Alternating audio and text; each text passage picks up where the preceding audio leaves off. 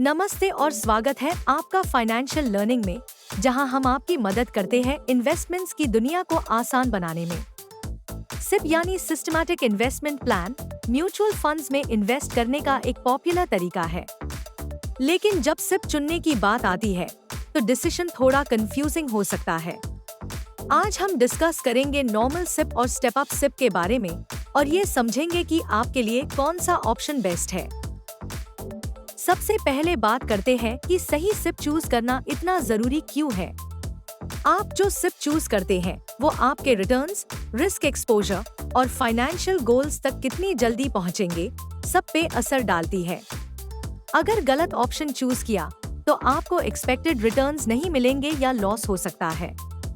लेकिन अगर सही डिसीजन लिया तो आपके इन्वेस्टमेंट्स आपके लिए और भी अच्छे तरीके से काम करेंगे। चलिए बेसिक्स से शुरू करते हैं।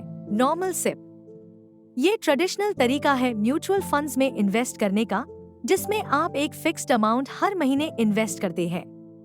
मार्केट चाहे ऊपर जाए या नीचे, आपका इन्वेस्टमेंट हमेशा सेम रहेगा। ये उन इन्वेस्टर्स के लिए परफेक्ट है जो रेगुलर और डिसिप्लिन तरीके से इन्वेस्ट करना चाहते हैं। नॉर्मल सिप का सबसे बड़ा फायदा है रुपी कॉस्ट एवरेजिंग। आप जब मार्केट नीचे होता है तब ज्यादा यूनिट्स खरीदते हैं और जब मार्केट ऊपर होता है तब कम यूनिट्स। इस स्ट्रैटेजी से मार्केट वॉलेटिलिटी का असर कम हो जाता है और आप रिस्क को कंट्रोल कर सकते हैं। अब बात करते हैं स्टेप अप सिप की। इसमें आप अपनी इन्वेस्टमेंट अमाउंट को रेगुलर इंटरवल्स पे बढ़ाते हैं, जैसे 10% या 20% हर साल। यानी अगर आप 5,000 रुपीज से शुरू कर रहे हैं तो अगले साल ये 5,500 रुपीज, 6,000 रुपीज और उसके बाद और ज्यादा हो जाएगी। इसे आप अपने इनकम के साथ अपने इन्वेस्टमेंट्स को अलाइन कर सकते हैं और आपका पैसा ज्यादा तेजी से कंपाउंड होता है, जो आपको हायर रिटर्न्स दे सकता है। लेकिन ये थोड़ा ज्यादा कमिटमेंट मांगता है, क्योंकि आपको अपने बजट को भी रेगुलर इंटरवल्स पे एडजस्ट करना होगा। अब जब हम बेसिक्स समझ गए हैं, चलिए दोनों को कंपेयर करते हैं। मान लीजिए आप 5,000 रुपीज पर मंथ इन्वेस्ट करते हैं 10 साल के लिए। एक नॉर्मल सिप में आप 6 लाख रुपीज इन्वेस्ट करेंगे। लेकिन अगर आप स्टेप अप सिप चूज करते हैं और हर साल 10% से अपनी कंट्रीब्यूशन बढ़ाते हैं, तो आप करीब 8 लाख रुपए तक इन्वेस्ट करेंगे उसी टाइम पीरियड में। रिजल्ट क्या होगा? स्टेप अप सिप में आप ज्यादा इन्वेस्ट करते हैं तो नेचुरली आपका कॉर्पस भी बड़ा होगा और आपको कंपाउंडेड ग्रोथ का फायदा मिलेगा, जो आपके फाइनेंशियल गोल्स तक जल्दी पहुंचा सकता है। दोनों ऑप्शंस के अपने फायदे और नुकसान हैं, तो चलिए उन्हें क्विकली समराइज करते हैं। नॉर्मल सिप के प्रोस। कंसिस्टेंसी। फिक्स्ड अमाउंट को मेंटेन करना आसान होता है। Low risk. स्टेबल और कम रिस्क वाला ऑप्शन। सिंप्लिसिटी।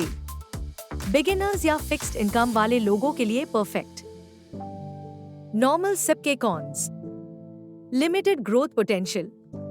ग्रोइंग मार्केट में ये रिटर्न्स मैक्सिमाइज नहीं कर पाता। Fixed contributions. आप अपनी इनकम बढ़ने पर अपने इन्वेस्टमेंट्स इंक्रीज नहीं कर सकते। स्टेप अप सिप के प्रोस। Higher returns. ज्यादा कंट्रीब्यूशन से कंपाउंडिंग का ज्यादा फायदा मिलता है। Flexible contributions. आप अपने इनकम के साथ इन्वेस्टमेंट्स बढ़ा सकते हैं। मैक्सिमाइजेस ग्रोथ। लॉन्ग टर्म में ज्यादा बड़ा कॉर्पस बनाने के लिए परफेक्ट। स्टेप अप सिप के कॉन्स। Higher commitment. रेगुलरली अपने कंट्रीब्यूशंस बढ़ाने का कमिटमेंट चाहिए। Increased risk.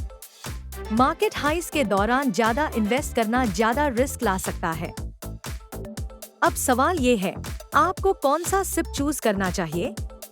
अगर आप एक कंजर्वेटिव इन्वेस्टर है जिसका फिक्स्ड बजट है और प्रेडिक्टेबल इन्वेस्टमेंट्स पसंद है, तो नॉर्मल सिप आपके लिए सही हो सकती है। ये रिलायबल है, लो रिस्क है और बिगिनर्स के लिए बेस्ट है। और अगर आप ग्रोथ ओरिएंटेड है, इनकम बढ़ती है और आप थोड़ा ज्यादा रिस्क लेने को तैयार है, तो स्टेप अप सिप आपके फाइनेंशियल गोल्स तक जल्दी पहुंचा सकता है।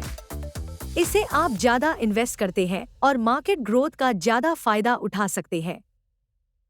कंक्लूजन ये है कि दोनों नॉर्मल सिप और स्टेप अप सिप अपने फायदे और नुकसान के साथ आते हैं।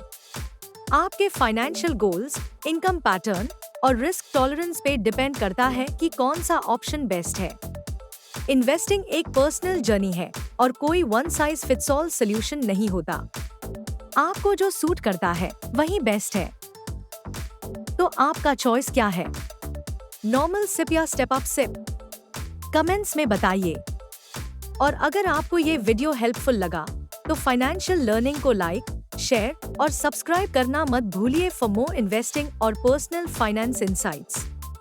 Thanks for watching.